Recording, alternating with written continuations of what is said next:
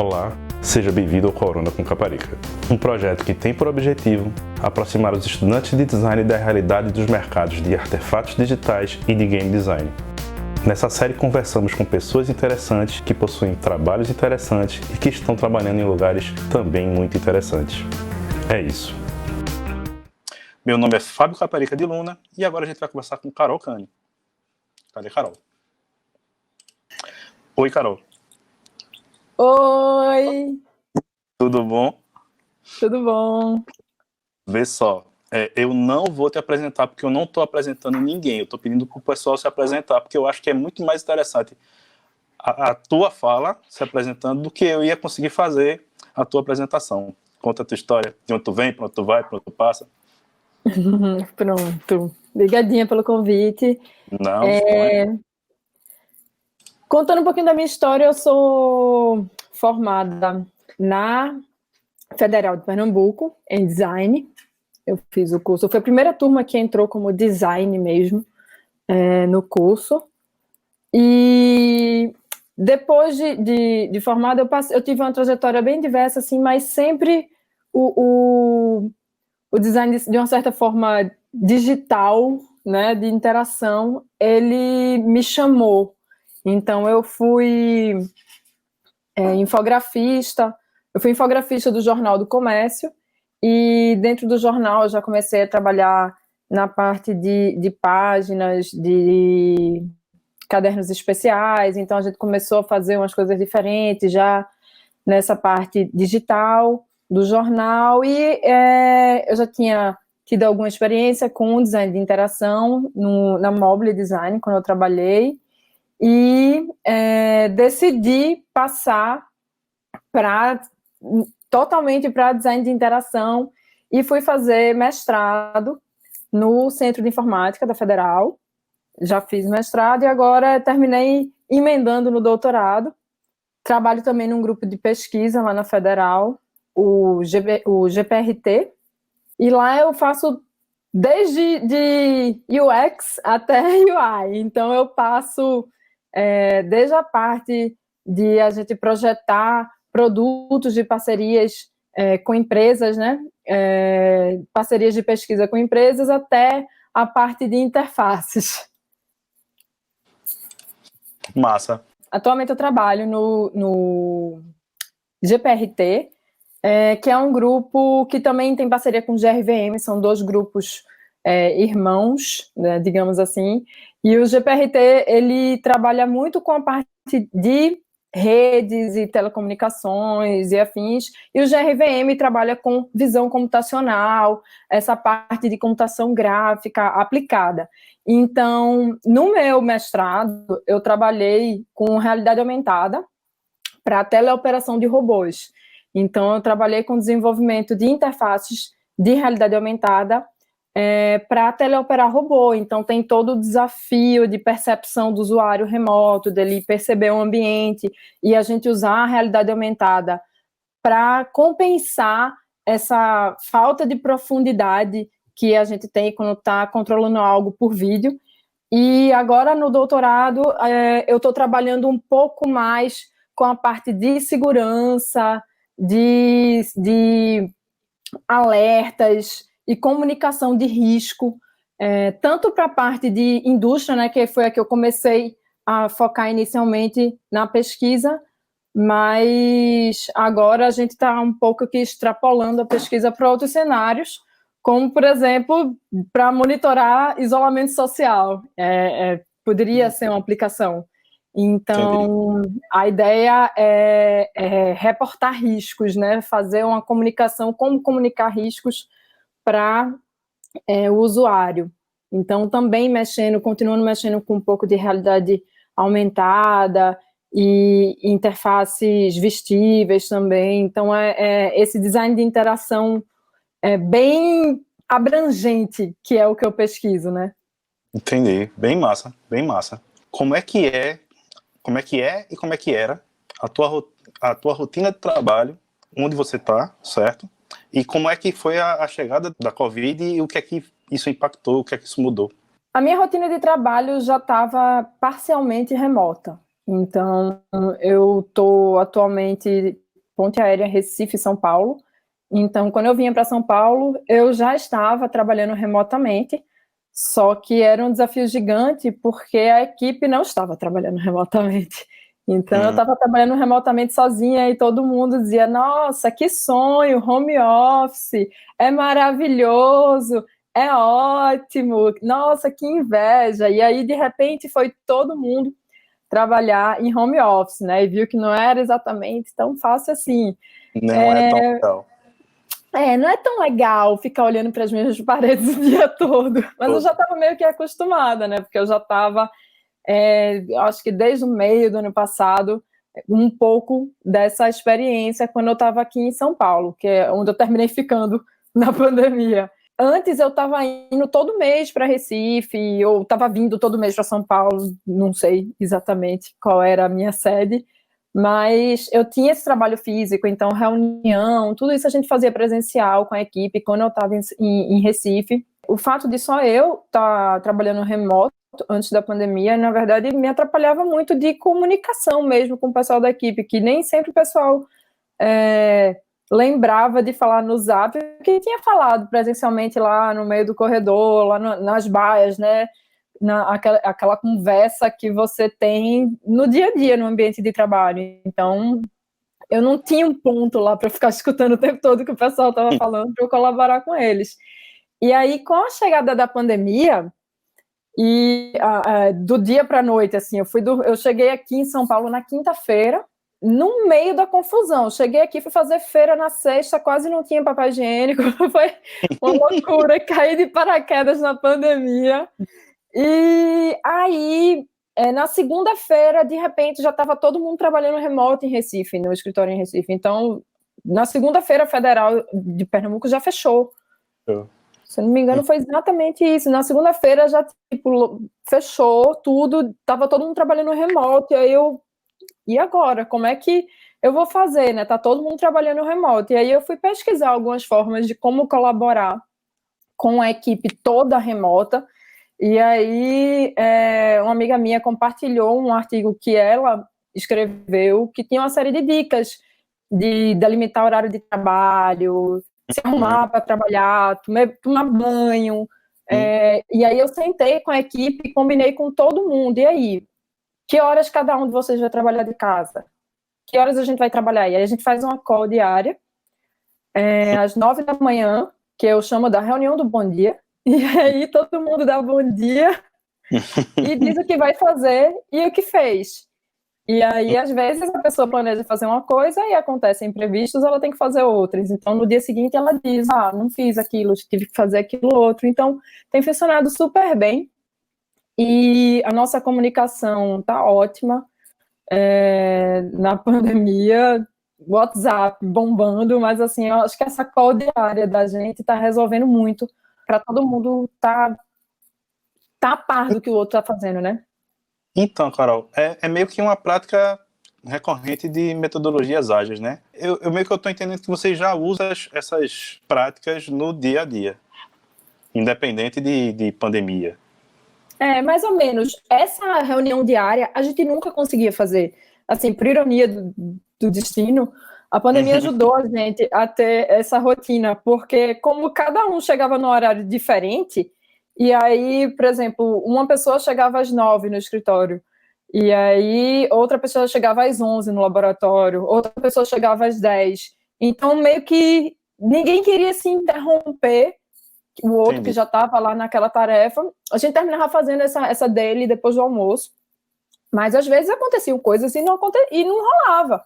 Tinha outras reuniões, outras emergências, e nem sempre rolava. Mas agora na pandemia tá assim, tá perfeito, tá funcionando maravilhoso. É a primeira atividade que muitos fazem. Alguns já estão trabalhando antes, mas meio que já blocaram aquele horário, sabe? Serviu para a gente criar esse hábito que a gente não tinha. É importante. Mas vamos lá. Próxima pergunta. Na tua percepção, certo?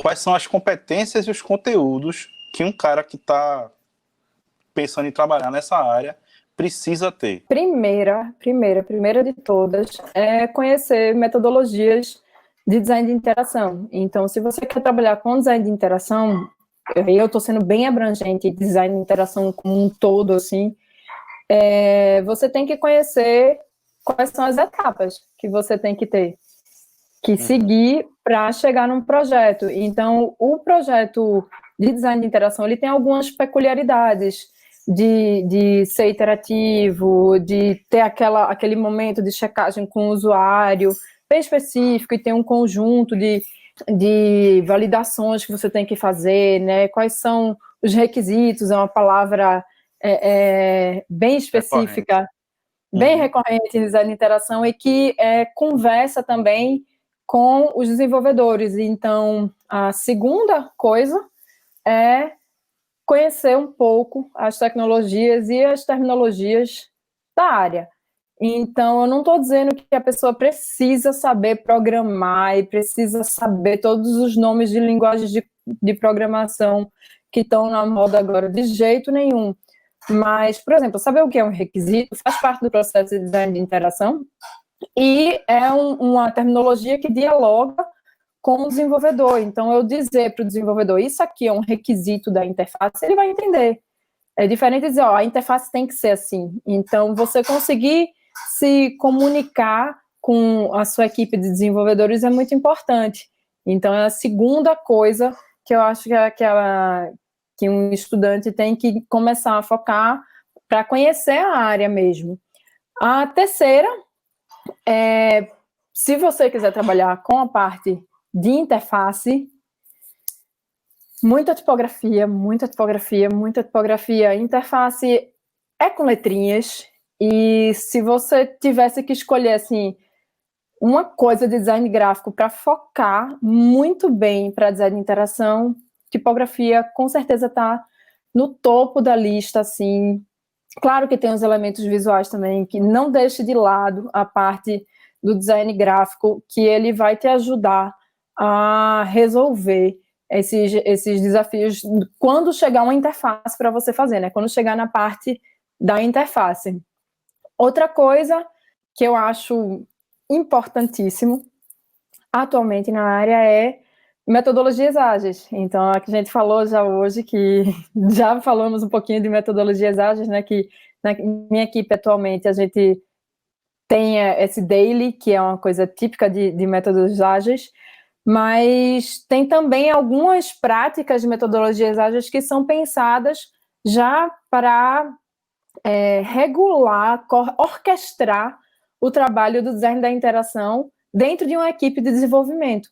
Então, muitas equipes de desenvolvimento trabalham com metodologias ágeis, então o designer já conhecer esse processo vai ajudar muito a ele se ambientar e entrar em sintonia quando ele for trabalhar numa empresa. Então, você saber trabalhar com métodos ágeis, com equipe ágil, você ter métodos que funcionem também no design da interação para trabalhar de forma ágil, eu acho que é um grande diferencial.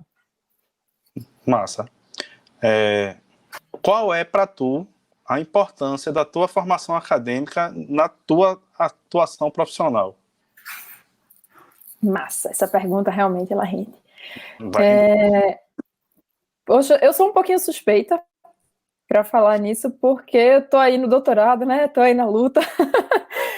Tô aí zerando todas as estrelinhas da formação acadêmica. Eu sou uma pessoa muito... Eu gosto de estudar. Então, eu nunca parei de estudar. Eu passei aí uns 6 anos entre a graduação e o mestrado. Eu tô chutando aqui, mas deve ter sido algo do tipo... Não foi, eu não emendei o mestrado, eu fui pro mercado. Então, eu também dou valor à experiência que eu tive no mercado, na minha formação profissional. Não abriria a mão de jeito nenhum disso, mas é importantíssimo. Inclusive, uma coisa que eu busquei durante o curso, eu buscava estágios diferentes, então eu tentei realmente trabalhar em várias áreas do design para ver o que é que eu gostava mesmo, para conhecer a prática profissional. E aí eu acho que essa experiência pesou na minha formação também. Buscar esses estágios que me ensinariam algo novo foi algo que pesou na minha formação de designer como uma designer plural, eu atuo em várias frentes, assim, justamente por ter tido experiências diversas. Se pedir para eu fazer um protótipo de interface e depois gerar um vídeo promocional, eu vou me virar e vou fazer o vídeo, vou editar. Já tive algumas experiências nessa parte. Então, mas a formação acadêmica, ela é sistemática, ela permite a troca, você ter um professor lhe orientando e lhe sugerindo, porque eu acho que o papel do ensino superior ele é muito de despertar no aluno o interesse e a curiosidade e mostrar o caminho de por onde ele pode ir para se aprofundar. Então, eu sempre entendi esse papel de troca na graduação, né? Então, não só com professores, mas com os meus colegas, com colegas de outros cursos. Então, o ambiente acadêmico, ele é maravilhoso, ele é muito plural, de trocas mesmo. Então, a formação que eu tive no curso de design foi muito diverso, assim, eu busquei essa diversidade, eu paguei cadeiras de antropologia e de tipografia, então ninguém associava que a antropologia ia ser um conjunto de conhecimento hoje desejável na área de design de interação, e hoje está na moda, assim, eu estou vendo empresas de tecnologia contratando antropólogos, então eu acho que e era tido como uma disciplina super teórica, que não ia ter aplicação nenhuma na vida real de designer. E tá aí, né? E tá aí, super em voga para design de interação. Então, às vezes a gente não consegue enxergar o papel de uma disciplina na nossa atuação profissional, mas às vezes ela desperta um interessezinho, uma curiosidade na gente que vai fazer a gente buscar um conhecimento novo que pode ser útil para uma nova área do design que a gente nem conhece ainda, porque... que não apareceu. Exatamente, quando eu fiz graduação, não existia design de interação, o termo, design de interação. Design de interação, a gente chamava de web designer. Exatamente. Né? E eu dizia que eu não queria de jeito nenhum trabalhar com web design, porque era um saco, era fazer site... Não existia nem CSS, então você tem que fazer o site na mão, era um trabalho assim, altamente maçante, repetitivo, as telas eram tudo iguais, o design era um monte de tabelinha, era feio, o resultado estético era raramente bonito de uma página projetada antes de existir CSS.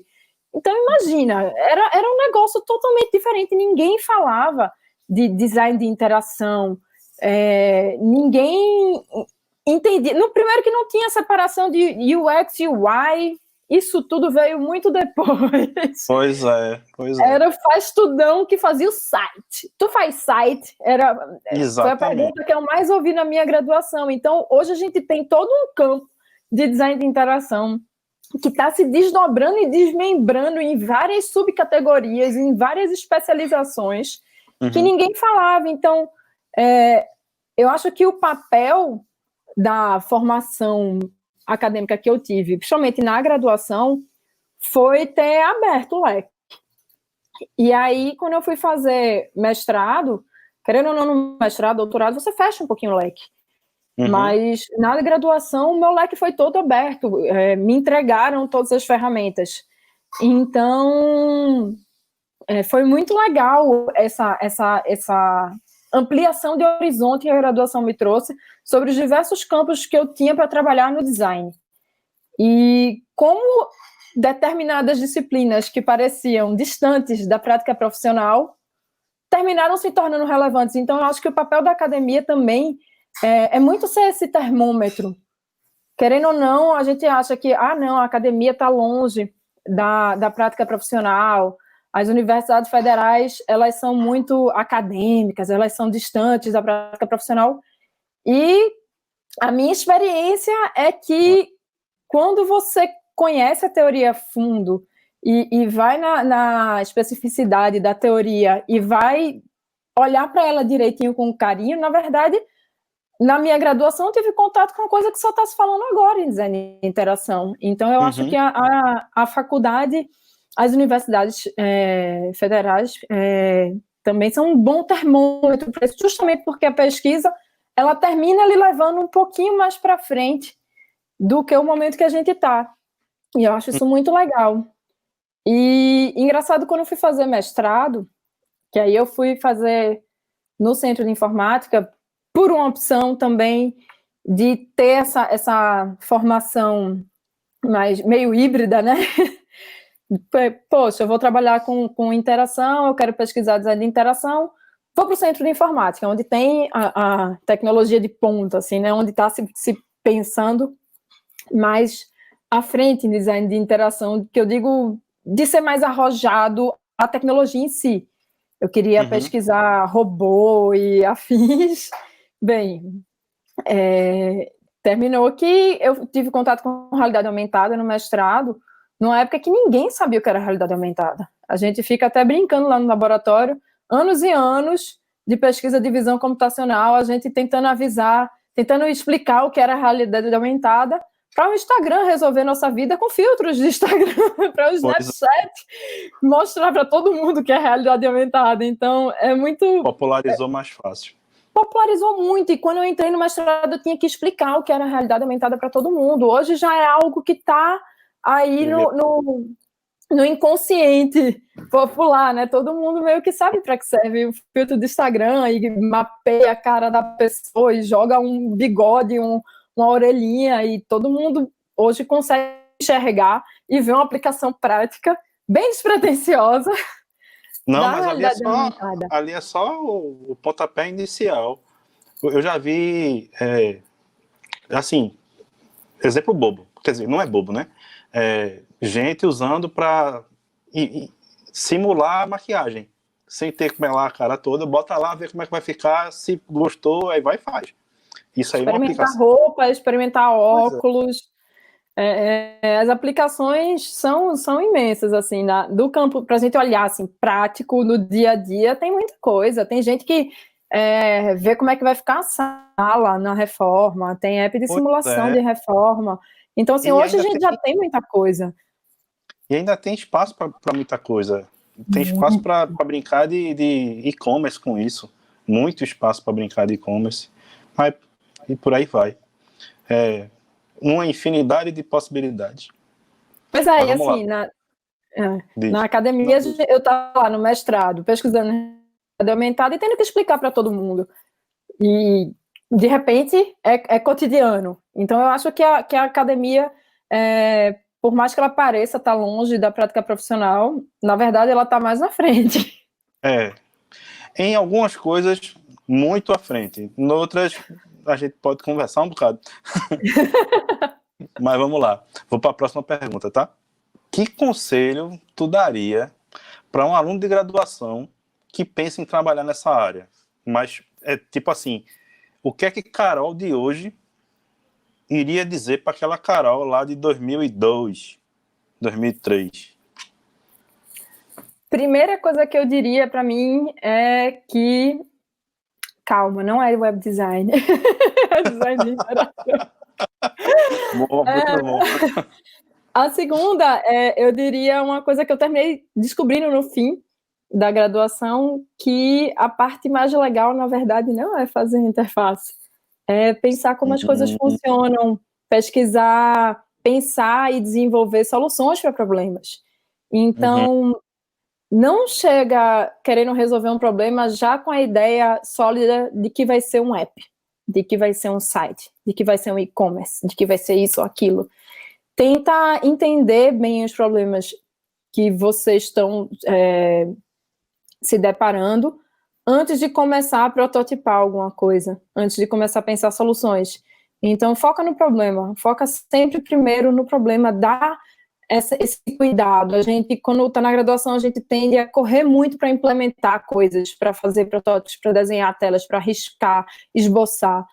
Mas essa calma de avaliar o problema e de olhar para ele com cuidado, para entender qual vai ser a melhor solução para ele, ela é indispensável. no trabalho de um designer da interação, que quer realmente desenvolver soluções que vão resolver problemas de verdade. Outra coisa que eu diria para a Carol Kane é ficar muito atento às soluções que existem hoje, pensar formas de melhorar elas, sempre. Sempre tem uma forma melhor de solucionar um problema. Sempre. Então, tem um monte de solução hoje que está aí no ar, que está aí tida como a melhor do mundo e definitiva, que vai virar obsoleta daqui a 6 meses. Então, ficar atento para essas tendências, ficar atento a novos produtos que saem, ligar um radar mesmo, um termômetro para novidade, inovação e novas soluções que aparecem, porque muitas vezes é uma tendência que está sendo ditada aí que vai revolucionar o mercado e você tem que ser capaz de captar isso no ar. Então, ligar a anteninha, testar muito. Às vezes aparecer um app novo de, sei lá, de gestão de tempo, de agenda. Não, é o melhor app de agenda que tem. Ou então não, um app de agenda muito bonito. Às vezes eu entro em listas assim, apps de agenda, e entro, baixo tudinho, entro nos sites. Às vezes é uma solução web, né? Às vezes é uma solução para iPhone, hoje menos, hoje tem muita coisa web, né? E é outra tendência. Tudo integrado, tem que ter para os dois. E aí eu ficava usando mesmo, vou passar uma semana usando esse calendário. Aí outra semana eu usava outro calendário. E aí eu ia observando as formas diferentes que esses produtos similares resolviam problemas similares de formas totalmente diferentes. Então você consegue perceber as escolhas que foram feitas. Então ligar um radarzinho, testar muita coisa e perceber as soluções que estão aí. E sempre que for projetar algo, também ligar essa anteninha. Poxa, eu preciso botar um calendário aqui no meu produto. Vou pegar o primeiro calendário pronto que eu ver de template? Poxa, não faz isso, né? Pensa direitinho como é que esse calendário precisa acontecer no teu produto, vê alternativas, vê como outras pessoas solucionaram calendários dentro de produtos digitais desse tipo. Vai procurar soluções de calendário, Brasil. Estou dando um exemplo do calendário, que terminei entrando, mas vai procurar soluções diferentes para esse problema. Eu acho que o caminho é bem esse mesmo, você tá atento e não se apegar com as soluções. Essa é a parte muito importante, porque eu vejo muito designers no começo da carreira apegadíssimos com a primeira versão de alguma coisa que eles fizeram, e aí qualquer crítica parece que é uma crítica pessoal a eles. Não faça isso. Então, escute críticas bem, escute críticas de todo mundo, peça críticas, mostre o seu trabalho, peça críticas para professores, para colegas, e escute essas pessoas, porque eles podem te levar para uma solução melhor ainda do que tu está fazendo. O que tu está fazendo pode estar legal, mas pode estar faltando uma besteirinha, um feedback aí que vai deixar perfeito. Então, esteja aberto a críticas e não se apegue a soluções. Eu acho que é importantíssimo, principalmente na área de design de interação. Porque vai que semana que vem aparece uma solução melhor. Vai aparecer. Vai. Tem um chinês fazendo a mesma coisa que você. Tem uns 400 chineses para cada um de nós. Pelo meu roteiro ali, diz que a parte que eu tenho que agradecer a tu. Mas é sério, agradeço muito, a tua contribuição é muito importante. Muito, muito obrigado. Eu que agradeço, foi massa. Me diverti. Era o que eu queria, que a gente se divertisse junto.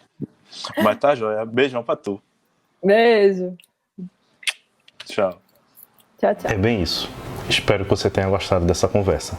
Esse projeto ele é realizado pelo Laboratório Sendes em parceria com o Laboratório LTA, que é o Laboratório de Tipografia do Agreste. São 2 laboratórios do curso de Design do Centro Acadêmico do Agreste da Universidade Federal de Pernambuco, aqui em Caruaru. Deixe seu like, comente e compartilhe com aquele colega que tem interesse pela área. E para acompanhar o que ainda vem pela frente, assine o canal e ative o sininho para receber todas as notificações.